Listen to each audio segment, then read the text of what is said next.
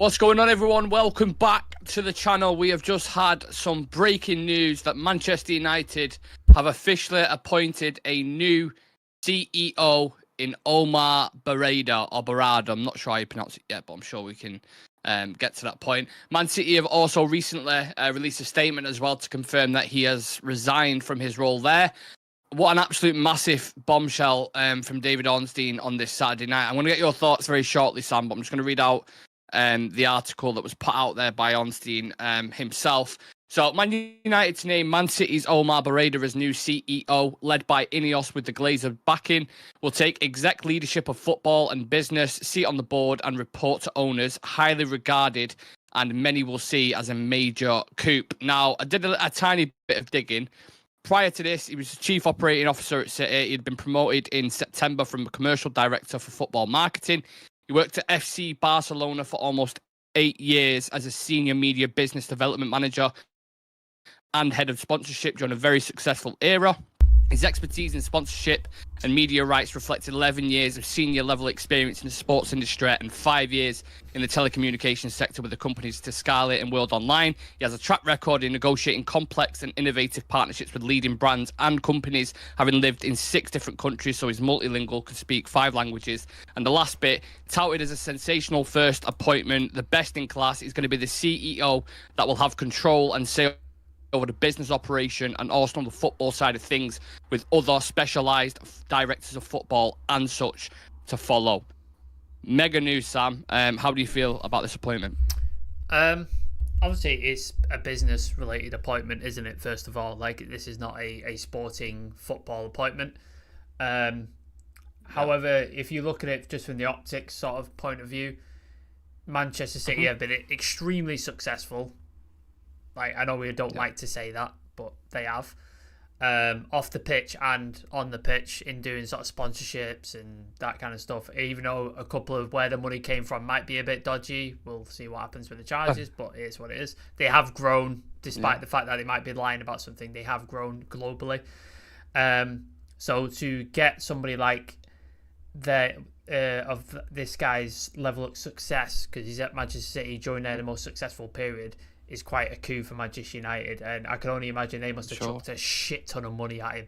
My God, the amount of money we must have thrown at this dude to They get must him. have like doubled it or something, haven't they? Whatever they've done, like it must have been mega. So I think it's a really good appointment, especially to nick someone for your rivals. That's a big thing, and 2, to nick somebody who's regarded as best in class by most clubs around the world. He's worked for Barcelona, he's worked for Manchester City, so this guy knows exactly what he's doing. And the Glazers have backed it as well, which I find a bit strange, because normally the Glazer appointment is a bit worrying and a bit like but if it's an Ineos they wouldn't have made this decision though. Yeah, they wouldn't have made the decision without Ineos. Like, if they were just still on their own now.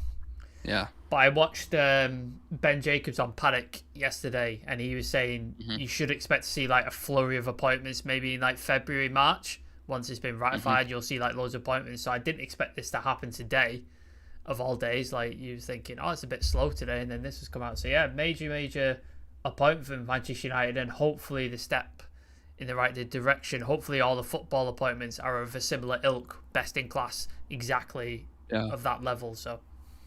Look, I don't want to speak for all Manchester United fans, but we've certainly said this on the channel, and most of the people said it in the comments, is we want this whole football operation from the top to the bottom being sorted. And I don't think, I'm not going to pretend like I'm an expert on this guy, but in my opinion, like you said, Sam, yourself, to oversee 2 massive football clubs who have been hugely successful in the past like 15 years or whatever it's been is very, very important for this club. And then when you can start working your way down and you start getting people in like Dan Ashford and Paul Mitchell and these kind of other guys, these are like top level experts you're talking about here. So your club is in very good hands. It's not to say that it's immediately going to work, but there's huge potential there. And Ineos ain't messing about with these kind of appointments, so I'm a massive fan of it.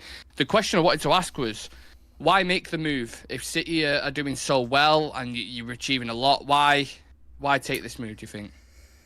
I mean, the conspiracy theories of mongers would say he's afraid of what's coming. But that's what I was going to charges. Say.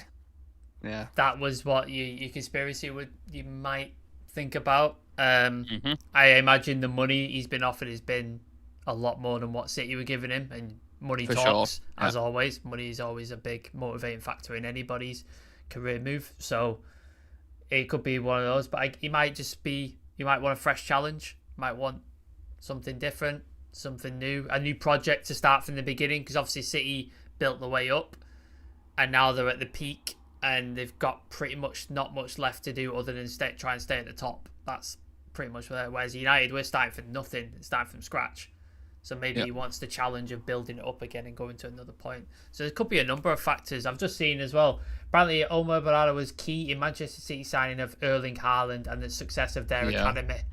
So that is a very, I like that. If that's true, that is a very good sign.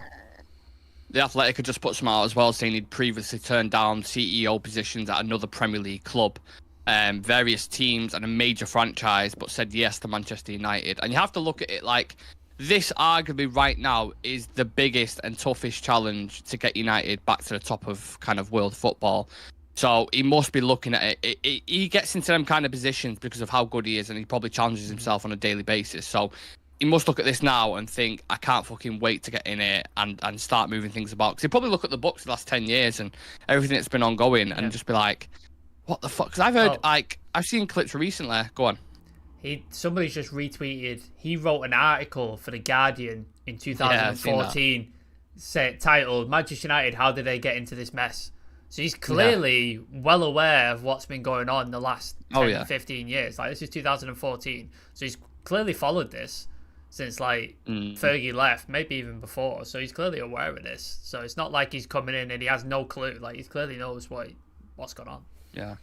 The first thing that sprung to my mind was we all had this kind of image. I mean, even when we did the Ineos 10-step plan, that Jean-Claude Blanc would come in and be the new CEO, but it appears like he's going to have a position on the board. I'm not entirely sure how the whole kind of structure is going to work, but like I've already mentioned, you get 5, 6, 7 of these people in at the club, it's going to be a massive overhaul. It's not going to be instant success, but like the work they have done in Europe speaks for itself. Like, they are top level, and I'm super happy with an appointment like this. I'm just going to read some comments out because there's quite a few people in the chat. Make sure you smash the video, by the way, if you enjoyed this, if you're happy about this appointment. Sorry.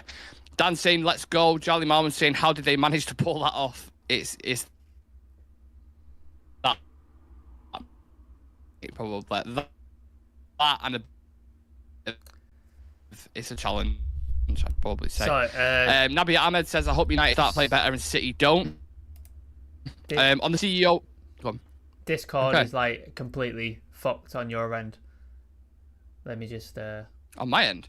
Yeah, you've frozen. I can hear you, but you've frozen. Okay. All right. Yeah, we're good now. We're good. Are we okay? Yeah. Apologies about that. I'm just reading out a couple of chats. Charlie's saying the CEO won't have much to affect on how we play. We started the case, is it, Sam? What would your reply? Can you still hear me, by the way? Good? Yeah. It went for a moment then. I don't know what's going on, but we'll keep going. To a point, yeah. Like, CEO is responsible for business decisions and commercial sponsorships and all that sort of stuff. However, like, to run a successful football club, you have to have the business side and the football side working cohesion together. Like, it has to be a successful partnership. I don't know if you're still there, Nick, because you've frozen completely on my end, but is he still there? I think he's gone. Anyways, I'll carry on talking and we'll see if we can get Nick. Continue your point and then read the comments out if you can. Yeah. Do you want to leave? Do you want to leave Discord and come back, and I'll carry on talking and then we'll come back. All right. Yeah. 2 seconds. All right. So yeah, he's clearly a man who knows what to talk about when it comes to football and sponsorship and all that sort of stuff. But he's ran successful businesses. He's involved with the football side. When you run a football club and as a business, you also need the sporting side. So you have to be knowledgeable in both areas. So I think he will be, and obviously he's been integral apparently with the Manchester City Academy and signing of Erling Haaland, the rebuild, the way they start players, all that sort of stuff. I think that's really, really interesting. Shiraz is saying this is a big move, something to be happy about. It's been a while. New body is what we term as progress. Dan Rice saying the rebuild starts today. Happy New Year. And then Dan Rice is saying the problem is the news he's not reading, not Nick. Yeah. I think Nick is back. We good? Yeah. Can you hear me? Yeah, we're good. I don't know what was going on. No, but you're all good now, so go back to... I've read all the comments, so if you want to go back to where you were. Yeah, to be honest, I can't remember what was going on. But, and Muppeteers just put a tweet out saying, from Joe Glazer and Dickie Arnold to Jean-Claude Blanc and Omar Berrada, I'd call that a good start. For sure. I mean, time-wise, I'm not saying you're going to be an expert at this, Sam, but when do you think now, over the next couple of months, do you think you'll start seeing more and more appointments? I know you mentioned about Ben Jacobs saying on Paddock, but is that the right kind of time to get him in within the next couple of months, just before the summer overhaul? Yeah, well, he's not officially ratified, is he? Until I think he said when he did a sort of impromptu press conference at the Spurs game, didn't he? And he let a bunch of journalists asking questions, and they asked him, and he said that he expects it to be ratified mid-February. I think that's one of the things. So I assume any time after that is probably when you'll start seeing lots of people coming in between February and March. There was stuff about the 100-day review or 100-plus day review or something, wasn't there, before he came in? And I assume that's already been going on because we've seen Richard Arnold go, and now we've seen this guy come in. There's rumours of Paul Mitchell, Dan Ashworth, Jean-Claude Blanc is kind of... I think he's operating as Ineos sporting director, so he oversees the whole operation. But then I think this CEO that they've got will report into Jean-Claude Blanc. I think that's how it's going to sort of work. So... yeah, anytime from mid-February, I'd expect more people to come in, and hopefully Paul Mitchell's among them, Dan Ashworth's among them, all those sort of people. Hopefully they're among them, because if that's true, that gives you a great start looking into the summer, because then you've got a couple of months to get these guys together. They can work out a plan, start working together, personalities, all that sort of stuff, and they can work out going into summer, okay, this is what we're doing, and execute the plan. Because most of the time when we go into a transfer window, we just go...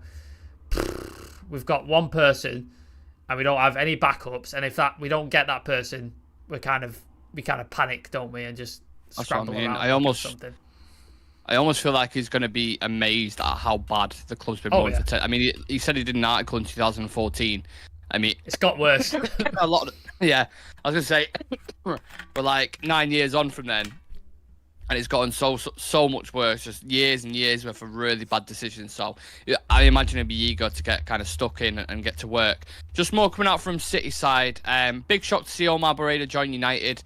City sad to see him go, but confident in their existing team led by Berigstan, Soriano, and others. They see it as validation of their success that another club is poaching one of their staff to try and catch up with them.